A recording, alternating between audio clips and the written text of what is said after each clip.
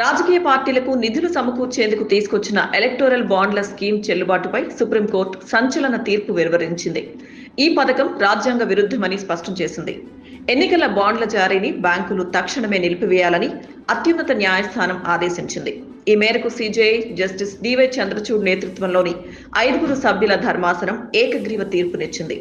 ఎలాంటి వివరాలు తెలియని ఎన్నికల బాండ్లను స్వీకరించడం అంటే సమాచార హక్కును ఉల్లంఘించడమేనని ధర్మాసనం తెలిపింది. నల్లధనాన్ని అరికట్టేందుకు ఇదొక్కటే మార్గం కాదని, ఆ కారణంతో సహచట్టాన్ని ఉల్లంఘించడం సమంజసం కాదని అభిప్రాయపడింది. విరాళాలు ఇచ్చిన పేర్లు రహస్యంగా ఉంచడం తగదని, ఇది ఆదాయ పన్ను చట్టాన్ని కూడా ఉల్లంఘించినట్లు అవుతుందని తెలిపింది.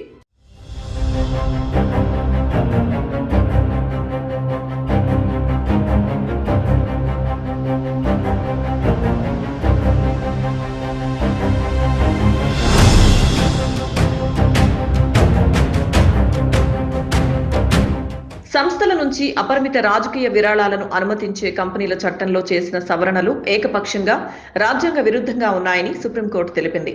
కంపెనీలు ఇచ్చే విరాళాలు పూర్తిగా క్విడ్ ప్రోకో ప్రయోజనాలకు అనుకూలంగా ఉండడంతో పారదర్శకత లోపించిందని అభిప్రాయపడింది. అందువల్ల ఎన్నికల బాండ్ల ద్వారా వచ్చే విరాళాలను తప్పనిసరిగా బహిర్గతం చేయాల్సిందేనని సుప్రీంకోర్టు స్పష్టం చేసింది.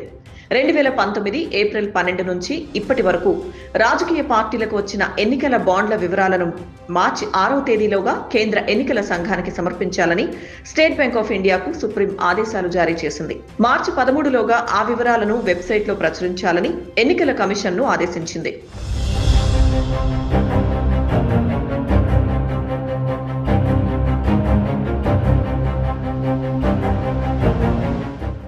రాజకీయ పార్టీలకు అందే నిధుల్లో పారదర్శకత తీసుకొచ్చే ప్రయత్నాల్లో భాగంగా మోదీ ప్రభుత్వం ఈ పథకాన్ని 2018 జనవరి 2న అమల్లోకి తెచ్చింది. ఈ పథకాన్ని సవాల్ చేస్తూ ఏడీఆర్ కాంగ్రెస్ నేత జయా ఠాకూర్, సిపిఎం మరో పిటిషనర్ సుప్రీంకోర్టును ఆశ్రయించారు. 2024 సార్వత్రిక ఎన్నికల కోసం ఎన్నికల బాండ్లను ప్రారంభించడానికి ముందే ఈ పథకంపై సమగ్ర విచారణ అవసరమని న్యాయవాది ప్రశాంత్ భూషణ్ చేసిన విజ్ఞప్తిని సుప్రీంకోర్టు పరిగణనలోకి తీసుకుంది. ఈ క్రమంలోనే గతేడాది అక్టోబర్లో విచారణ జరిపిన న్యాయస్థానం అప్పుడు తీర్పును రిజర్వ్ చేసింది.